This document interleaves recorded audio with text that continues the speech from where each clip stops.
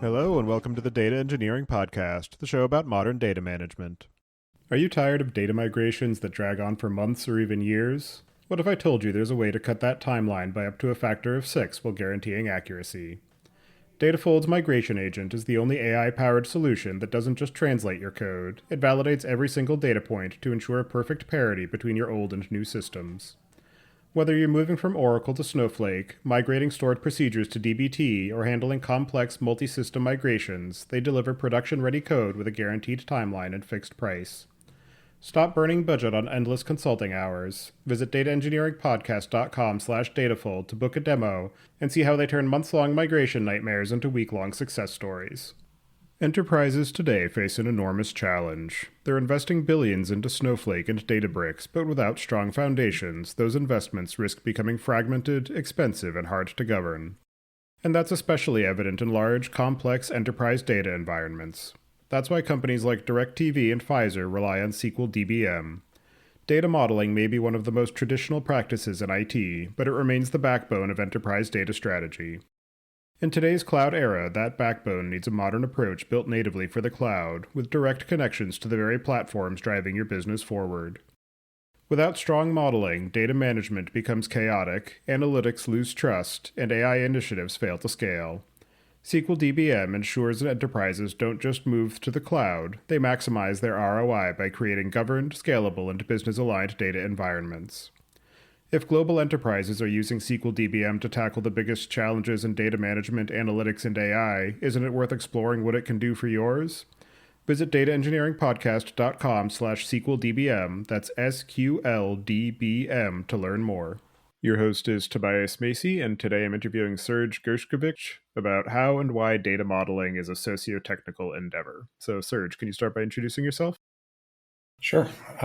Serge Gershkovich. I am a data modeler, data architect by trade for most of my professional career, and I'm also the head of product at SQL DBM, which is a online database modeling tool. It's a SaaS product that runs in the browser. So data modeling is very near and dear to my heart, and I am also a Snowflake data superhero.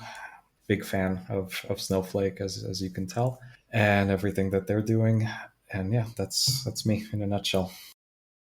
And do you remember how you first got started working in data? Kind of by accident. I think the way most people end up in data. Nobody tells their parents at a tender young age that I want to be in data when I grow up. But I started with technical degree with a computer science background. Just kind of landed my first internship at the data side of a company and just kind of stayed there. It was interesting. It was challenging in a way that programming, I'm sure, has different challenges, but that's where I ended up. It was in the SAP ecosystem to start, and I spent over a decade in SAP. First BW, then HANA, then at the business intelligence suite alongside that. So eventually decided once I saw Snowflake that I never wanted to touch another SAP system again, and I've lived up to that promise. I'm very proud of that. And yeah, eventually just kind of shifted gears to product management. And so, in terms of the overall space of data modeling, that is a term that can be used across a large number of contexts and use cases. And I'm wondering if you can just start by giving your definition of the activities that are involved in that overall practice of data modeling.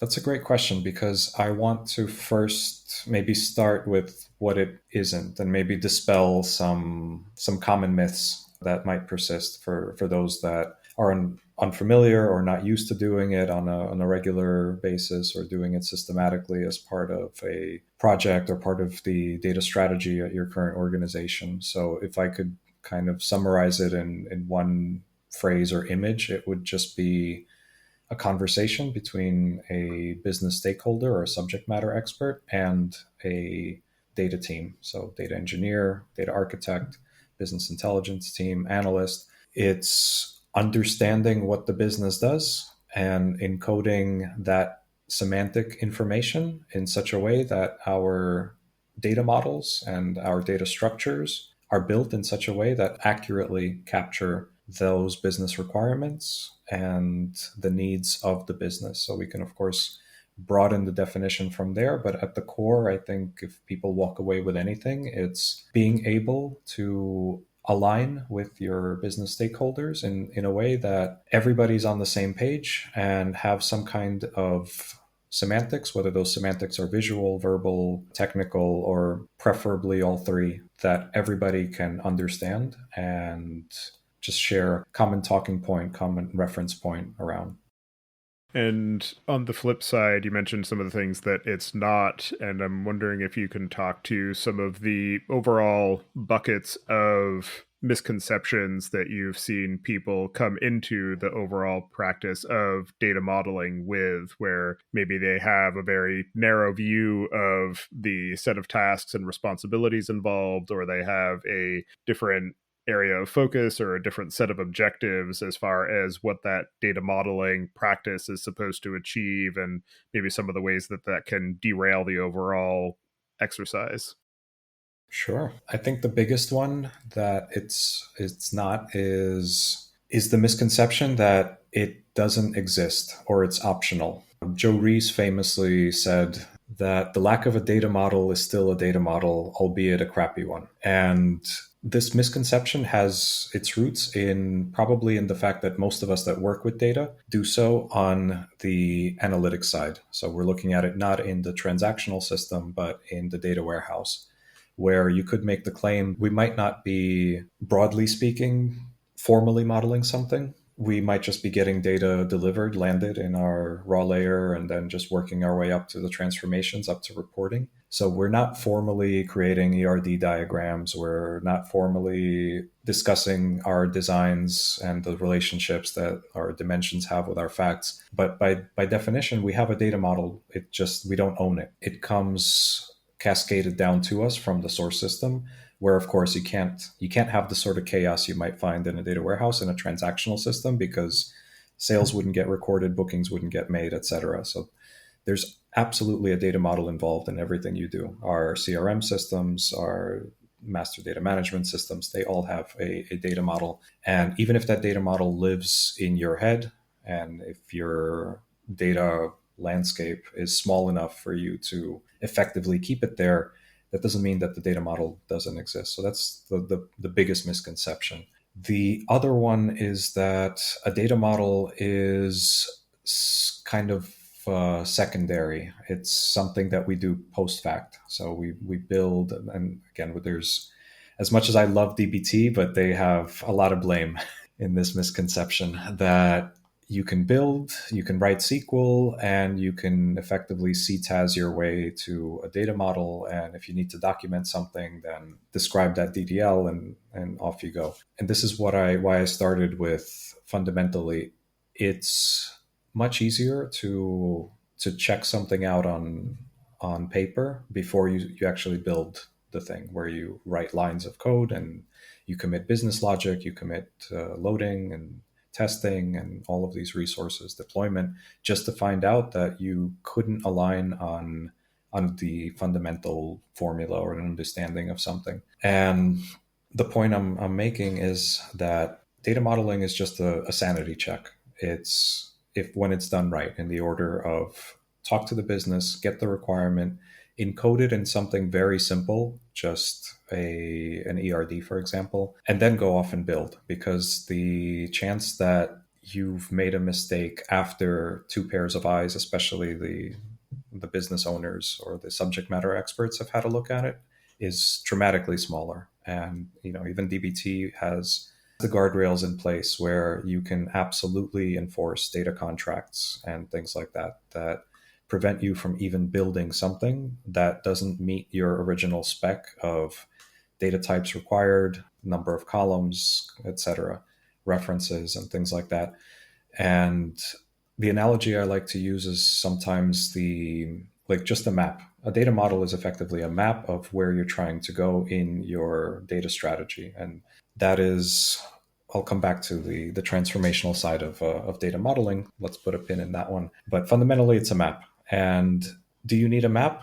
Well, the answer is sometimes, not always. That if you're standing in front of, let's say, a shopping center and it's just a strip mall, you don't need to consult the directory because you see all 5 stores. You walk into the one you're looking for. If you're in an enormous shopping center, then you might probably use a map just to find your car in the parking lot, and you wouldn't just wander around aimlessly if you're looking for something very specific. It would be in your best interest to spend 2 seconds consulting the directory, walking directly to where you need to go, and getting that information. And unfortunately, that's another of the drivers that make people a lot of times overlook data modeling, is the fact that, just like in this analogy, if you walk into a shopping center and you just start wandering around, start asking strangers, you will eventually get to where you want to go. And what this looks like in the business world is, let's take our previous example. If you're a data architect that's dealing with a data landscape that's effectively small enough to fit inside your head. Imagine it's a startup, it's a small company, but the company grows, your data sources grow, your data assets grow, your business units grow, your business teams and data teams grow. The problem is you start to feel the symptoms, you start to feel the pain before you've identified that a problem exists, because it feels quotidian. Before, I used to know everything. Now I didn't know, so I asked my colleague next to me. Tomorrow, he didn't know either, so we called a meeting with the business stakeholders. Tomorrow, the business stakeholders couldn't even really give us an answer, so we guessed and we built something. Turns out it was wrong, so we went back to design and we rebuilt it. All good. But the problem is, it's like a frog in boiling water, that it was okay, and the pain points are all incremental. So it feels like it's fine, nothing's broken, but fast forward a year, year and a half, data quality issues, lack of trust, we're blaming and we're getting blamed instead of collaborating with those business stakeholders like we're meant to. We're not delivering value because even when we get it right, the data is suspect. And how did we get here? It wasn't overnight, but it was gradual. And this is another pain point, that if you know to look for the red flags and the warning signs, then you can avoid this doomsday scenario. And unfortunately, it's one that I think anybody that has worked in data has seen some figment of this, whether it's full blown or just starting. Because again, no data strategy is perfect, but these are just tools that help people orient and help understand what the company is doing and what it is we're capturing about what the company is doing, and then presenting that to the decision makers.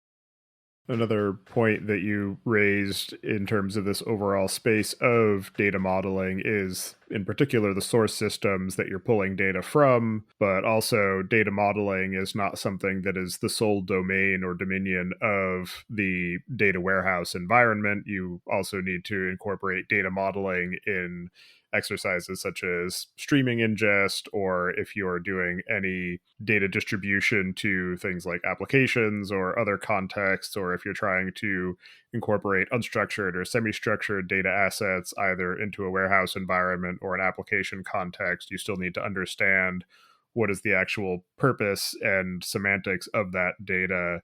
And I'm wondering how you see that recognition of the other modalities and localities of data being brought into that overall conversation of data modeling, and what bearing does this piece of information or this collection of information have on the overall business domain model? Great question, because I would say that I don't see it, as, or at least as much as I would like to. And just like myself, many people end up in the data world without a formal background. So I've seen many people come even from the business side, that they were the data expert on their team because they were managing the big Excel that nobody knew how to make sense of. And they eventually kind of get formalized into the data team and get taught the fundamentals of SQL, and then they're off and running. But many people, for example, don't know that our, even what we call a database today is founded in relational theory, which is mathematics. So the technology that we're using, of course, all of the cloud compute and caching and storage, there have been massive innovations there. But fundamentally, why do we call it a relational database? Because it is grounded in relational theory, which goes back to the 60s and 70s, Edgar Cod. that he codified all of this, and eventually that gave rise to the database as we know it today. Concepts like rows and columns, like that was revolutionary in at some point. And when all of this was getting codified, transformational modeling, and I'll like I said, I'll get back to what I think that term should encompass, just was nascent or almost didn't exist. The fact that you would be analyzing data across systems and not just within one system was not yet a thing. And today, when we're looking at the contrast between a transactional system where all of our models, for largely speaking, can be expressed in that classical definition of entities, relationships, dependencies, primary and foreign keys. That is not so much the case on the warehousing side, where the OLAP system has a different type of dependency. So it's not so much a formal parent-child relationship, but it is formal in the sense that if the table I'm pulling from tomorrow is missing the column I'm trying to pull, then the pipeline is going to break. So this is a transformational dependency. It's not to say that the dimension is a conformed dimension from parent to child, but you have a data pipeline that depends on all of these things coming together. So what are you trying to solve on the OLAP side and OLTP side? On the OLTP side, you're just trying to make sure that everything is as close to normal as possible and that your data is consistent, it's not duplicated, and you're able to basically maintain it in such a way that avoids all types of errors, dependencies, and update errors, anomalies, etc. On the data warehouse side, we can almost guarantee that if we built something upstream, that our data is pretty much clean when it lands. Of course, not always the case, but let's just go with it. On the data warehouse side, you have, as you mentioned, you have multiple systems. You have conformed dimensions by definition. You have transformational dependency. So now let's unpack that. What does that mean? That when the data lands, it's quite dirty. It needs to be renamed. It needs to be cleaned up. It needs to be consistent in such a way. Then there's all the different methodologies that you could be using, and we'll park that for a later question. But let's just go with the general. You have let's go medallion or staging, reporting, whatever you want to use. You have a raw layer that is just data as is. You have a staging layer where it's a little bit more conformed and normalized, but still not overly aggregated. And then you have a reporting layer that is maybe denormalized completely in one big table if you want to go to that extreme. But regardless, you have pipelines that transform the data across those three layers. So you have dependencies around selection, and you have quality issues in terms of, are you calling the same field by different names along different parts of that process? You have the fact that you can have multiple processes working on that data and creating, let's say, the sales view and the marketing view of our trading information. And now by definition, you have kind of the core is duplicated, and then some of the logic around it is specific to a certain department. Which one is right? Can I pull yearly totals from either one, or have they been distorted by business logic that's specific to each business unit? So now you run into all sorts of problems that didn't exist on the transactional side. So how do we manage that? So a lot of these things, for example, if you take a view, what is a view doing? It's applying logic, SQL logic, to a data set and giving you a different kind of result. Unfortunately, the word logical has already been co-opted. So in formal modeling, generally we start with a conceptual model, which is very basic. Then we go to the logical layer, which is similar to physical, but not really tied to any type of physical database. That it makes it easy to kind of understand and also then transform to a physical database or multiple physical instantiations. And then physical, where you're actually describing the particulars like clustering and partitions and column data types, things that are going to help you effectively store the data. Where on the logical side, you were not so much concerned about storage, you're concerned about nuances, business nuances of, is this a subtype of this other type, or How does a customer place an order? Must a customer place an order to even be a customer? Things like that you're trying to iron out. And what is a good word to call everything that happens in a data warehouse? I am trying to go with transformational. That in my intro, I forgot to mention that I'm also an author. So I have a book called Data Modeling with Snowflake, where after many conversations with folks, because of the nature of my role at SQL DBM, people kind of understand the need, the importance, or they've just heard the term data modeling. They want a little bit of a foothold because, like we said earlier, maybe they didn't have a formal background in it. People would come to me and say, "Can you recommend some reading material?" And honestly, I was struggling. Like, I wasn't going to throw CJ date at them because they were, they just came from the business world. And I thought, let me write something that is just practical and to the point of what it is, why do it, how it's going to help you. And here's some basic formulas. That's why I wrote the book, Data Modeling with Snowflake, specifically so that users can actually not just read about a type 2 dimension, but actually take a script that is optimized for Snowflake architecture and create one and see what it looks like. And of course, I didn't stop there. Because even a type 2 dimension, there's transformations taking place. So it's important to kind of tie this all back together. It's important to understand that the transformational component of modeling is real, is important to document, to understand, to codify in a way. Again, it looks more like data lineage rather than an entity relationship diagram, but it's still at the heart of it one entity being connected to another entity, not as a relationship, but as a dependency, for example, because those are the types of questions that come up in the data warehousing context of, I'm seeing this pretty dashboard, but where is this information coming from? How do I trust it? How do I trace it back to the source? And of course, there's a whole ecosystem of monitoring tools, lineage tools, catalogs, and it could be a little overwhelming if it's done. First of all, if it's done at all. Second of all, if it's done, is it being done on somebody's prerogative of, let's just buy something just so I can claim we have an installation of such a thing? Or is it actually being implemented to answer practical business questions of lineage, and is it up to date, etc.? So very long answer to actually a very complicated problem. So I hope I kind of covered the edges. No, I think that's a great summary of that problem space and digging into some of that technical transformational aspect where you were mentioning things like type 2 dimensions, conformed dimensions, dimensional modeling. When you're in that context of building the warehouse as that is the effectively digital twin of the organization, one of the stumbling blocks or points of analysis paralysis that can often come up is deciding on what is that dimensional approach that I'm going to take. Am I going to do the Kimball style star schema?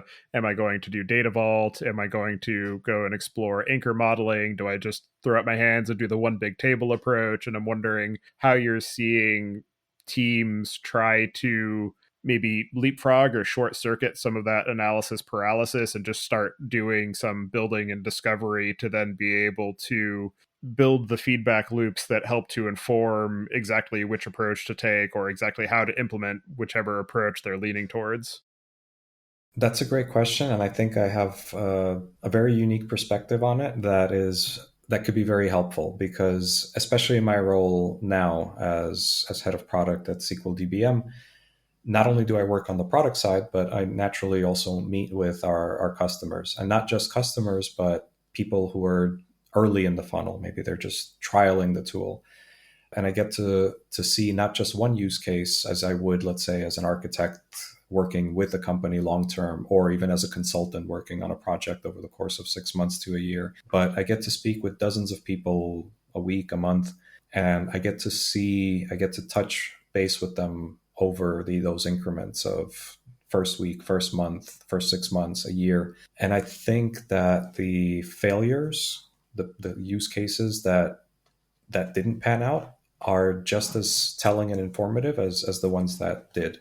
So one of the things that I kind of saw from this vantage point is One of the counterintuitive things I would say is technical prowess, counterintuitively, is not a guarantor of success for data initiatives. Very early on, and this caught me off guard, that I would be speaking to people who, some of them like literally would brag about having met Kimball and Inman and having been taught by them. So initially, naively, I would think surely they know what they're doing. And then fast forward 6 months, I see that they're not really using the tool. Fast forward a year, they're not renewing because their plan basically fell apart. And what went wrong is they effectively said, well, I'm the architect. I'm the one that's going to be doing the heavy lifting. So I'll just need a license for myself and I'll get her done. Problem, they are not involving the business. So they're not asking for viewer licenses. They're not asking for an embed of this into their wiki or their Confluence, that as they're building, the business can look on and sense check what they're doing. So that's number one. That the number one biggest mistake I see, the biggest red flag to a project that is likely to flounder, is lack of understanding that the data team does not own the concept of what it is they're building. They own its implementation. They don't necessarily know, or by design, they don't know as well as their business colleagues, the intricacies of the things they're supposed to be capturing. Number two is, I think you kind of hinted at this. A lot of times people want the awards. They want the accolades on their resume. They want the stripes on their epaulets of I implemented Data Vault because they heard about it, they saw it succeed in other contexts, or I did anchor modeling. There are people who understand anchor modeling. They are comfortable in six normal form, and God bless them. There are people that just kind of read the textbook and are, ready to go all in and risk their company's data strategy on it. And that's another problem of wanting to do something for the sake of doing it. I would say is the second biggest reason I see implementations fail, where there's not, the need just isn't there to justify that amount of complexity. And just because sometimes it's an ego problem, that you might have somebody like a really talented data architect, seasoned veteran, certified, what have you, but not their team. So their team might be relatively junior to them. So they can't maintain, or they make mistakes that the architect wouldn't have made, that they're not able to effectively, it's holding them back more than it's accelerating what they're doing. Of course, at a certain point, you can't survive without Data Vault or something to handle 50 source systems. You're not going to try to do that by hand. And the last one I would say is not having, is kind of the opposite of what I previously said. The previous example is going to the other extreme of not having a control over the fundamentals. And when I say fundamentals, I really mean fundamentals. So when I said, what is data modeling? It's a shared concept of semantics, because semantics communicate a density of information that words sometimes, when there's lots of them, simply cannot. So those semantics could be visual.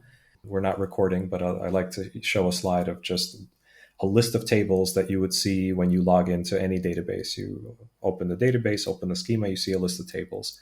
Even when it's like 10 tables and they're properly, cleanly named, customer, product, sales, it might still take an expert, some data wrangling to understand, okay, is a location a customer location or is it a supplier location? A simple diagram with just boxes and lines can solve that problem visually, instantly. Other semantics are verbal. Earlier, we said the words type, to, dimension. That's three words that to many of you likely symbolize so much more than what is in those three words. For example, you can expect the granularity of that table, that it's not just going to be the business key. You understand that it's likely going to have columns similar to from and to date, if not others. Maybe even the pseudocode required to load one effectively. So these are the things that we expect, that when I say type 2 dimension, you don't just go scratching your head and building something random. Same thing goes for business concepts of when I say active customer, that's a popular one because nobody has an accurate definition of what an active customer is, or there's probably multiple of them. And unless we know how to steward that knowledge, that context to say, okay, we used to have just one definition. Now we have three departments that have their own definitions. This is the company standard. This is the marketing standard, etc.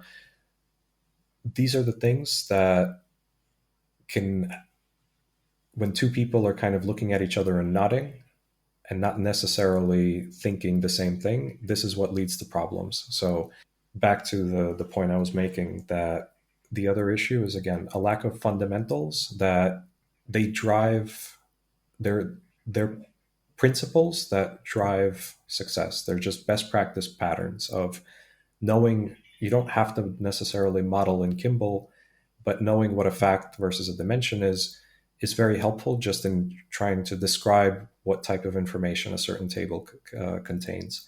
So some of these things are foundational, and a lot of times, like I said, they're absent from the vernacular. So that's why I started with the very first question of what is data modeling. It's not necessarily an ERD diagram. It's the minimal effective dose of consensus that moves us forward as a team. So we've been narrowing in from the overarching purpose through the incorporation of the business concepts and doing the organizational modeling, trying to map that to a technical representation, where the general idea in data warehousing is to serve as some sort of digital representation of the real world manifestation of the business and its processes, so that you can then do some analysis and reporting and maybe prediction on the overall functioning of the business. And that inevitably involves the technical details that we've been touching on, and that those technical details can be the dimensional approach that we've been discussing. It can be the specific database engine. It can be the ways that the data is represented or stored, whether that is in a lake or a warehouse or as free text, etc.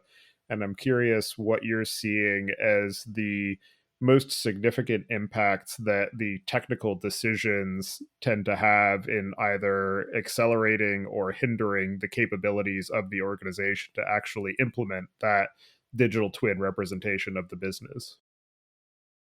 It's a mixed bag because technology either accelerates our progress or just allows us to fail faster. If it's complicating more than it's adding value, then it's doing the opposite of what it's meant to do. So there's plenty of use cases for everything that you mentioned, starting, let's say, with semi-structured data that we've seen relational kind of set the groundwork, but sometimes, especially when we're dealing with IoT, with sensor information, with logs, they're semi-structured, or we're actually using our data lake house or data lake to our full potential. It has unstructured data. These are just ways of encoding, being able to quickly process the information as it's being loaded. But how do we ensure that things inside these nested relationships are accurate? So our brains are not great, just like we're not great at visualizing exponential growth. We're not great at visualizing nested data, especially once it goes beyond one or two levels. And in fact, one of the exercises in my book is I set out to prove why the schema on read approach failed. And it's not because it's slower. It's not because modern systems can't handle semi-structured data just as well as structured. It's because is does not imply ought fundamentally. That it's actually the same problem with relational, but the problem with that further compounds with semi-structured is once you tear it apart, you realize that there are multiple interpretations of it, that you just have certain properties under parent items, but you don't necessarily know, are they their own entity, or how many things you could possibly have. And also, if that specific feed, let's say, doesn't contain a certain property, you don't know that the entity even exists. So how are you meant to verify this with your business stakeholders just to get conceptual grasp of what you're looking at. And when we're talking about everything that is possible today, which is, there's so much stuff coming at us in terms of what we can possibly process and how we can process it. I just by, I guess, my experience and my background, I'm not a data engineer, so I'm not going to weigh in on what is most efficient, what is most cost effective. I kind of limit myself to going back to the understanding of, we can process anything that we set our minds to process, but how do we make sure that we're dealing with information that we understand and processing it in the correct way? No matter what the format, if I go to the example I used in my book is just pirates and pirate ships, things people love, not to get overly technical. It doesn't matter that it's in a JSON format. What does matter is I can't bring JSON to my business team or my captain in this case and say, hey, can you assess the crew off of this JSON file? I need to show them something basic, just two boxes that says, this is your captain, this is your ship, a captain has a ship, a crew can have these weapons or cannot, etc. Is this correct? And that's something that they can very quickly confirm or deny. And for me, I think that's, I'll limit myself to just saying, use every tool in your toolkit, but make sure that you also have a reference point to understanding the information and sense checking within that information with people who are less technical than you might be. And then inevitably, we have to address the elephant in the room that is AI and the impact that it is having on this overall practice of data modeling, technical representations of the business processes, etc. And given the broad applicability of LLMs, I can imagine them being used across each of the different stages of the data modeling lifecycle, from translating documents, business policies, conversation transcripts, etc., into some summarized form of, these are the things that we care about, this is what the semantic representation should be for this particular process, doing the actual SQL generation or schema generation or ERD generation, etc. And I'm curious how you're seeing the introduction of LLMs into this overall process and life cycle both accelerate and potentially derail that overall effort. All right, a lot to unpack there. Let's start kind of on, first of all, by acknowledging that, like you said, LLMs are ubiquitous, AI is here to stay, and if you're not keeping up, you're going to get left behind like never before. It's going to be like, just as you mentioned, it's going to be there along the way at every step of your data journey, from the way data is generated to the assistants that help you along the way, whether it's creating descriptions or creating the data model itself, to making predictions about how that data, asking business questions and predictions around that data. Let's kind of go with the theme of the previous question of AI as a tool. How do we make sure that the tool is working with us and not against us? The lessons of previous iterations and previous business hypes should not be forgotten. So we hearkened to schema on read, which was the debacle of the 2010s or so, where big data was supposed to solve everything. Data lake was going to be the new best thing. We don't have to do any modeling. We don't even have to do any transformation. The system will figure it out. Well, we know how that ended. AI is also promising the system will figure it out. And in this case, it actually has a chance of succeeding at that. However, what is an LLM? What is AI at heart? It is a pattern-based prediction generator. I'm oversimplifying, but let's just run with this definition for now. If we're going to ask AI to answer a business question, understand a whole volume of context all in a single go, wouldn't it make sense for us to make sure that it's doing the least amount of guessing and interpretation possible? Meaning, wouldn't we try to clean up the data set before we tried to make inferences out of it. The difference between AI today and things we were doing, let's say in the early 2010s, is cost. That even though transactional costs have been falling, storage costs have been falling, that has been the trend. And AI has just flipped that on its head, meaning the cost of being wrong has just gone up. That it's not a matter of reloading a multi terabyte table using an ELT. That we can live with. Retraining a multi-million-dollar model, that we cannot live with. Heads will roll. Therefore, I would encourage people not to believe the hype, but not to dismiss the magic, the magical thinking of I can just put my hands up and AI will do it for me. So in this regard, data modeling, again, not drawing data entity relationship diagrams, but cleaning up your damn data set is more important than it's ever been. I've heard plenty of examples where people that have kind of started doing semantic models and AI models around data, they immediately bump up against the fact that you can't build a semantic model without having a pretty good understanding of your conformed physical model. Very quickly, it exposes the duplications, the misalignments, the double names, and it's all a part of the same process. You can kind of, it's a spectrum of how detailed versus how general it is that you're talking about, whether it's a customer generally or customer ID specifically in your physical system. If you have customer and you have client across two different tables, what do you expect the result will be when you run AI analysis on that? So these are the kind of basic things that you don't have to be an AI engineer to understand, that you just have to go back to the drawing board and make sure that your fundamentals are correct. But now to the other question of where else does AI come in along that journey? Well, here we open up the doors to the realm of possibility. All of us have examples in our lives where AI has come in and fundamentally systematized or taken a lot of drudgery out of our day by making it quick and easy.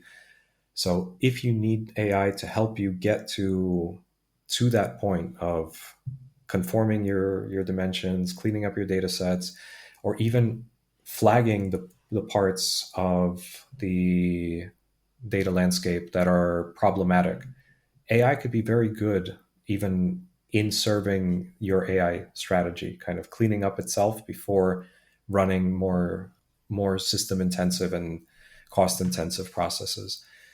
Again, I'm not going to say, I'm not going to list every step of the way where AI can step in and make your life easier, because those are infinite. What I will say is what I started with, that you have to have a, by this point, a reflexive instinct to see where can AI help. If you're trying to solve a problem, if you're faced with a problem and your first instinct is, how do I manually figure this out? Not reflexively speaking, where can AI make this easier? You're going to get left behind. You're just going to make yourself obsolete. But again, once that is in place, how is AI going to help you clean up your data? Then once you've gotten to a place where you're comfortable throwing AI resources at something, you've already ensured success basically as much as you can by making AI's job as easy as possible.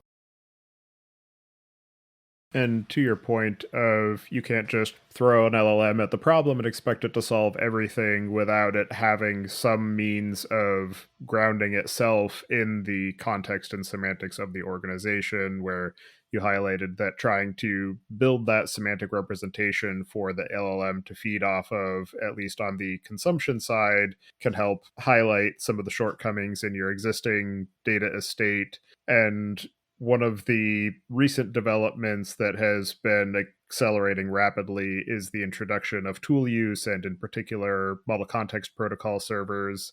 And I'm wondering how you're seeing that inclusion of tool use as a means of building that grounding in the business context and business realities helps to provide guardrails and improve the effectiveness of the incorporation of LLMs into each of the stage of the life cycle, from ideation and definition through to consumption and exploration?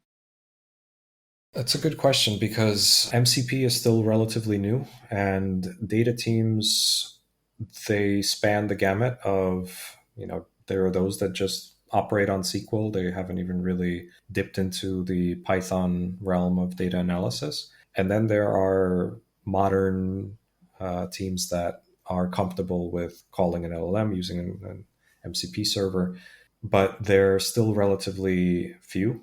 And especially in the data space, one, I would say we're still early. For example, if you're staying up to date with some of the innovations of the cloud data platforms like Snowflake and Databricks, they're introducing features that just boggle the mind for even someone like me that has come up through the ranks of analysis and data architecture, that you can effectively write a prompt in line in SQL. So you can select column one, concatenate with column two, and then in your third column put a prompt to say, analyze the sentiment of the string that I've concatenated this. So you're effectively, for every row in your result, you're seeing an LLM response. And as we said, with great power comes great responsibility. So these are, you're not just going to be spending your regular compute tokens on this. If you're making mistakes there, it's going to get expensive. And also the use cases are infinite in terms of, I might have to have, just to get some kind of basic sentiment analysis, I might have had to do like some gnarly regex just to tease out, is this positive, negative keywords. Now AI can pretty confidently tell me, like, this is a positive review, this is a negative review. So it does make life easy. Some of it is provided by the platforms themselves. A lot of teams are, as you mentioned, they're running their own models for security reasons, for performance reasons, privacy reasons, that they can effectively hook into using MCP or just regular API calls. And because they have use cases that demand it. Again, I'm not really the best person to ask at this stage in the game, just because I'm currently not hands-on with any specific data problem. I'm working on a tool that accelerates the life of people who are. What I do here is specifically for the advanced use cases from customers that I interact with, and for them, there's the technical challenge, kind of the same thing we just discussed. There's the technical challenge, but there's also the challenge of making sure that once they write those pipelines, that the core understanding of what it is they're analyzing is there for them. So it's almost like the old is new again, that sure, you can have infinitely new and advanced processing systems on top of your old columns and rows, but the fundamental understanding of what is a customer and what is an active customer and where is the table and what are the synonyms for customer, all of that has to be encoded, unfortunately. Otherwise, you're setting yourself up for failure, and failure that, you're going to blame AI. You're going to say this isn't smart enough, when your business users probably can't even figure this out if you have so many inconsistencies. That if you have to, the context has to live somewhere, that we started with Joe Reese's famous quote. The data model is still a data model, albeit a crappy one. If it's not systematically encoded, let's say in a semantic model, it's living in your head. And if it's living in your head, it's not available for AI to consume and orient itself. And that's going to be a problem, and an expensive one. In your work of helping organizations approach that overall challenge of data modeling as more than just a technical exercise, what are some of the most interesting or innovative or unexpected ways that you've seen them develop and implement the overall strategy for that? Okay, that's a great question because, again, from my unique perspective, there are people who are hands on with data in the trenches. There are people who are hands on with the engineering side of things. I am not a consultant, so I'm not coming in and actually, by design, for privacy reasons, I'm actually not looking at what our customers are building unless they're willing to share that with me. What I do see are the frameworks and the technical demands around how they operate. And again, if you're a consultant and you've seen hundreds of use cases, maybe some of this won't surprise you. But as I've seen SQL DBM grow from just a modeling tool to a enterprise modeling platform, I've seen the needs of the customers evolve from, again, just basic, can I document something? Can I draw the relationships? Do you support all of the database objects and properties natively? Once the tool evolved beyond that point, the types of requests we were getting is, it's not one project, it's multiple data domains. And we want to communicate. We want to make sure that people are consuming our data products. So it's things like being able to reference, first of all, data discovery. How do I discover the fact that a certain data source or a certain data domain even exists? How do I reference it without copying it? So the fact that we're an online platform means we make it very easy for users to take things like entities from one project and create a pointer or a reference, a read-only copy in another project and model downstream from that. The other thing we're seeing is, and I'm not exaggerating, that we have data architects that oversee dozens, if not upwards of 100 or more data teams. So some of our features like global standards are ways where a single data architect or a data team can enforce things down to their child projects. So what are the conventions we're going to follow? What are the templates we're going to use? How are we going to name things consistently?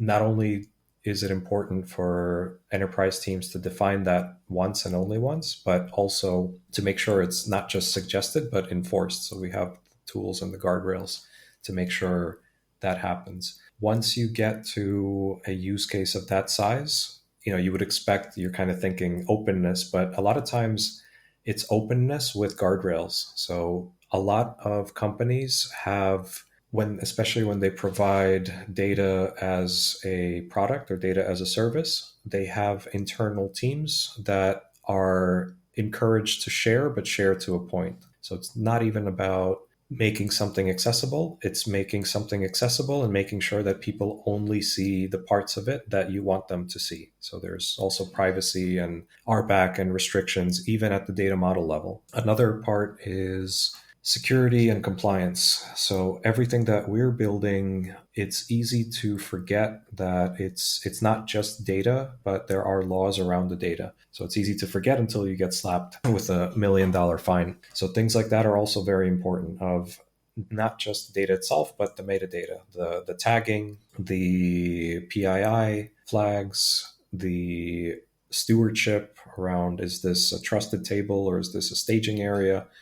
Can I consume it? All of these things, the more mature a organization becomes, the more, even these things cannot live in somebody's head. They need to be systematized. They have to be fed in through the same CI/CD process that deploys your object, is the same thing that, stamps the metadata tag saying this could be promoted up to the reporting layer and this cannot, or this should have a certain tags and policies applied to it to make sure that we're not accidentally exposing it to people who shouldn't have visibility.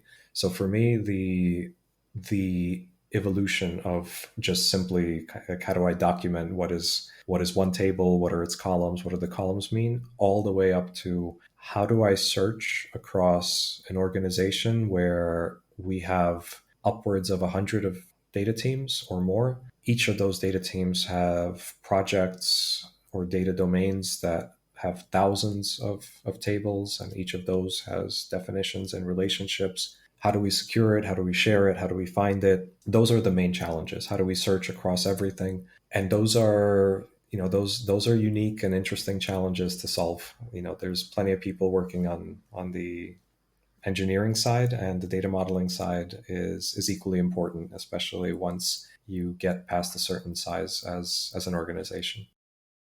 In your experience of working in this space, talking to customers, coming to grips with all of the different details and nuance around data modeling as that socio-technical exercise, what are some of the most interesting or unexpected or challenging lessons that you've learned personally? From my perspective, I think the most interesting thing is just the wide gamut of methodologies and standards that people employ. Even as an architect of nearly 2 decades in the industry, I've only seen what I've seen. I've been a consultant, so I've seen kind of some of the accelerated pace of product development. I've worked at companies as a data architect kind of full time, so I've just gotten to know one industry or several industries in depth. But having, again, dozens of people a week that I speak to from our client side, I have seen every type of standard imaginable, learning to kind of design for the extremes. I guess in my role has been very important, not confining myself to the best practices, because we certainly want to guide people to best practices, but also respect that they might have their own ways of doing things. They might also have their own set of exceptions, that even when we set rules, we want to also be able to grandfather certain legacy things into their design. That's number one. Number two is the degree of data maturity really matters. That as a data architect before joining SQL DBM, I think I might have been a little bit more stringent in things I recommended, or again, best practices that I would tend to follow or tend to recommend others follow. I have since learned that it's very much relative of the data maturity of the team and the company as a whole, both for the consumers as well as the producers of the data. So sometimes go all the way down to just one big table. I don't think you should complicate your life more than that. Other times I see people effectively building Data Vault and dozens, if not upwards of 100 source systems, and managing it effectively. So I think that's often underappreciated, because nobody wants to admit the fact that, okay, maybe we're, as a team, maybe we're still fairly junior. Maybe we have a few rock stars, but as a team, we just can't lift this collectively. And let's see if I can think of another that I haven't already mentioned.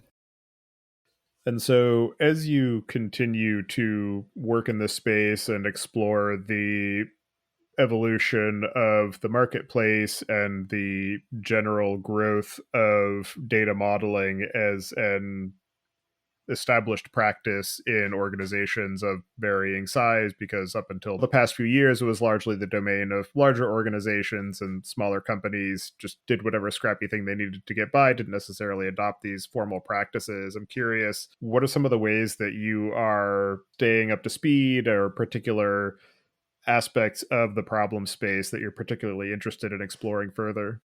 Yeah, that's a great question. I think that one obvious consideration is, as the ecosystem grows, the demands on a data modeling tool grow along with it. So people aren't just limited to building a conceptual model or a physical model. They're going to be using that model downstream, or rather upstream of, let's say, DBT. So do we, instead of just generating DDL, are we also able to generate DBT YAML and hand that off to an analytics engineer? As AI evolves, things like semantic models play a much bigger role. Nobody was asking for semantic models a year ago. Now they're a must have. So now can we take that same information and generate it as a semantic model?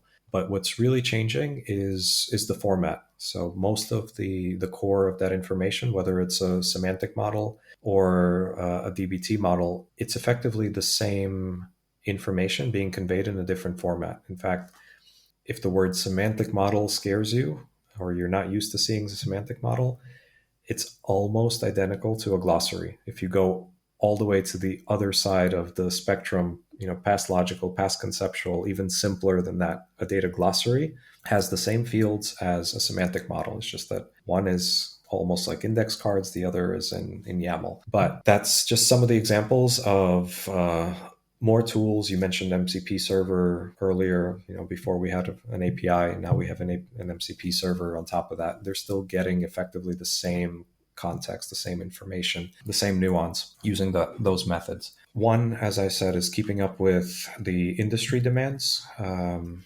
being able to do the same thing we do with relational objects using semi-structured NoSQL, because that plays an ever bigger role in people's tech stacks. That's just on the kind of the tech stack, the technology stack side. Everything I said earlier about having a different set of challenges as the organizations get bigger. So not about interpreting one data model or one set of information, but sharing it across teams, making sure we're not duplicating things unnecessarily, making sure we're securing things, making sure that we're tracking data lineage, not just from source systems, but also across the company. All of these things are issues that our tool helps solve. So again, I've worked at large companies. I've seen what I've seen, but having the privilege of talking to our customers and them sharing their use cases is, to me, an education, like an accelerated education I couldn't have gotten anywhere else, short of joining one of them and spending a couple of years just understanding the nitty gritty and everything that they're working on. But the scope of what they're building is enormous, and only a very disciplined and systematic approach to doing it is going to help something like that succeed. So for me, it's also been a little humbling in terms of seeing what our customers are able to manage and build at scale, and how they're doing it has been eye-opening. Are there any other aspects of this space of data modeling as a combination of organizational and technical exercise, your experience in the space or the work that you're doing to help evangelize the best practices around how to implement it at organizational scale that we didn't discuss yet that you'd like to cover before we close out the show? Well, I guess I'll make a not so shameless plug and just recommend my book again. It's called Data Modeling with Snowflake. Don't get hung up on the Snowflake part of it. I just wanted to tie it to one specific system that someone can actually iterate and try these things out as recipes. And Snowflake is as good a candidate as any, because you can literally get started for free, and with a trial, it doesn't cost anything, so everyone can follow along. And it's a really great resource to understand why data modeling matters. So it's a book that just kind of ties the business value to the technical side of it. That is what on the engineering side and the data side, we tend to focus on. And if there's one message that I would like to leave your listeners with, it's the fact that data modeling is a team sport, and that team consists of business users and technical data users, data engineers and data architects, and it's folly to forget the business side. So to close up, I would just say, understand that a blueprint is important. Understand that your business is fundamental in helping shape that blueprint. Understand that they are not as technical as you are, and things that are obvious to you might not be so obvious to them. It's almost a beginner mindset of, why should somebody else care about the important work that I'm doing, and how do I get them involved and make it easy for them to contribute? And just starting there is a really good framework for making sure your data initiatives are off to a good start and have a higher chance of succeeding. All right. Well, for anybody who wants to get in touch with you and follow along with the work that you're doing, I'll have you add your preferred contact information to the show notes. And as the final question, I'd like to get your perspective on what you see as being the biggest gap in the tooling or technology that's available for data management today. I would go with a lack of standards overall, and which is not to say that we don't have standards. It's usually the opposite problem of, we have too many. We take your pick, and it makes it really difficult to standardize and make things effective. For example, you can ask anybody, any data engineer, of, if I wanted a description, where would I put it? In the comment of a column or a table. That much is clear. But beyond that, how do I tag this? Is it DBT table properties, or is it Snowflake tags, or take your system of choice? How do I expose this? We're starting to see things in the catalog space. There's still no single standard. There's still no single standard for you name it, there's no single standard to do it. And that can trip people up in terms of which tool do we bring in. If it's not standardized, can we use a tool? Can we use this tool? How do we make sure that the tools talk to each other? It's hard and it's overwhelming, and there's no right answer. It's holding the industry back, I think. On the other hand, we've seen these cycles in the data space that first we couple, then we decouple. And fortunately, when that happens, we at least tend to learn our lessons along the way of what works and what doesn't. So we're overall tend to be moving in the right direction, but it still makes it very difficult to recommend something and say that this is a one size fits all solution. So it's really about keeping up to date, staying current, and being able to mix and match when you need to. All right. Well, thank you very much for taking the time today to join me and share your thoughts and expertise on this overall practice of data modeling and some of the ways that it manifests in organizations and the role of technical teams in that overall process and how to best engage with the business. So I appreciate the time and effort you're putting into helping popularize that approach, and I hope you enjoy the rest of your day. Thank you so much. It's been a pleasure. Great talking to you.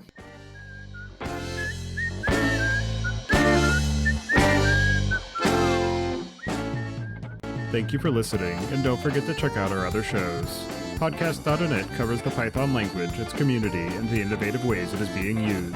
And the AI Engineering Podcast is your guide to the fast-moving world of building AI systems. Visit the site to subscribe to the show, sign up for the mailing list, and read the show notes. And if you've learned something or tried out a project from the show, then tell us about it. Email hosts at dataengineeringpodcast.com with your story. And to help other people find the show, please leave a review on Apple Podcasts and tell your friends and coworkers.